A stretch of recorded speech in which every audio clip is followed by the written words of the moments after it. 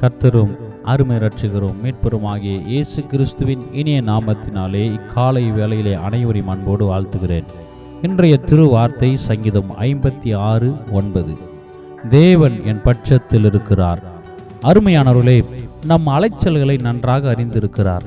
என் அலைச்சல்கள், மன வியாகுலங்கள் யாருக்கு தெரியும் என்று மனம் குமுறும் தேவ பிள்ளைகளே, உன் அலைச்சல்களை நன்றாய் கர்த்தர் அறிந்திருக்கிறார். தனிமையில் சிந்தும் கண்ணீர் கர்த்தர் கணக்கில் வைத்திருக்கிறார். கண்ணீரை துருத்தியில் வைத்திருக்கிறார். தேவன் உன் பட்சத்தில் இருக்கிறபடினால் நிச்சயம் உன் கண்ணீருக்கான பதிலை, அதற்கான பிரதிபலனை கர்த்தர் தருவார். உன் அங்கலாய்ப்பை மாற்றுவார், அலைச்சல்களை மாற்றுவார், மனம் குமுறுதலை மாற்றுவார்.